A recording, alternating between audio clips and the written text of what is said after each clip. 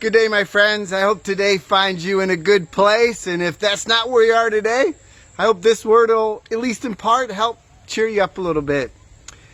I have a word today that I hope all of us will pay attention to as we are in our conversations with other people in this day and time.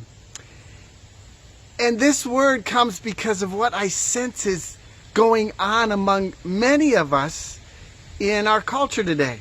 And that is anxiety, worry, uncertainty. In our leadership at church in the last few days, we've been talking about what a lot of places are talking about. And that is, when can we come back for in-person, inside worship?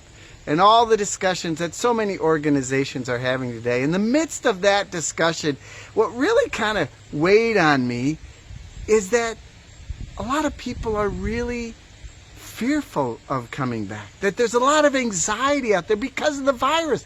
People are really fearful of getting this virus, which we can understand. But it's not just the pandemic. I mean, there's a lot of other uncertainties out there. The social unrest going on in our culture, the economic downturn, people losing jobs, not certain if they're going to get their job back, the election. There's just a lot of anxiety that's going on with people today, along with just the kind of normal individual anxieties that people have that just come along like all the time. And so as I was thinking about that, there was a word in the daily text this week on Thursday from the book of Proverbs, chapter 12, verse 25, that says this: anxiety weighs down the human heart.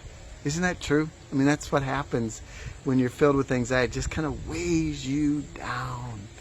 Anxiety weighs down the human heart, but a good word cheers it up. I wanted to understand what this good word means. So I looked up other translations. I looked at the Hebrew behind it. So it could be translated a kind word, an encouraging word, a cheerful word, maybe even a hopeful word could possibly be a translation. And all of those are true. A good word cheers up a heart that is weighed down with anxiety.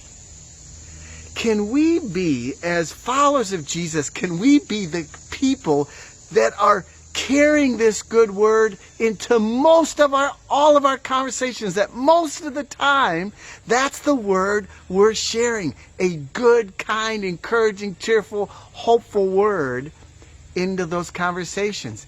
Because the last thing that I think people need today is a judgmental word, a condemnation word, condemning word, a word of analysis from our great store of wisdom that we have.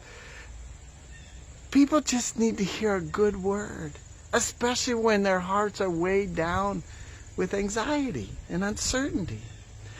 How do we know when to give that good word or how to give that good word? I think it starts with really listening in our conversations.